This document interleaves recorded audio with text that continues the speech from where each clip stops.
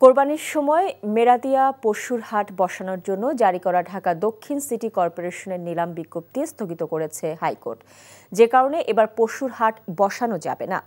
বিচারপতি জিনা তারা হক ও বিচারপতি আইনুন নাহা সিদ্দিকার সমন্বয়ে গঠিত হাইকোর্টের একটি দ্বৈত বেঞ্চ আজ এই আদেশ দেন। চলতি বছরে কোরবানির জন্য পশুর হাটের নিলাম বিজ্ঞপ্তি জারি করে ঢাকা দক্ষিণ সিটি কর্পোরেশন, কিন্তু হাট এলাকার বাসিন্দারা পশুর হাট বাতিল চেয়ে হাইকোর্টে রিট আবেদন দায়ের করে। রিটের শুনানিতে আইনজীবী বলেন, আবাসিক এলাকার ভেতরে আইনগতভাবে পশুর হাট বসানোর সুযোগ নেই, এতে জনসাধারণের স্বাভাবিক চলাফেরা ব্যাহত হবে। হাইকোর্ট আবাসিক এলাকার বাস্তবতা বিবেচনায় নিয়ে মেরাদিয়া পশুর হাটের বিজ্ঞপ্তি বাতিল করে দেন।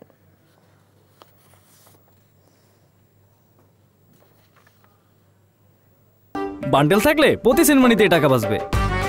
বিকাশ সেনমানি বান্ডেল কিনে জিতুন প্রতি লেনদেনে।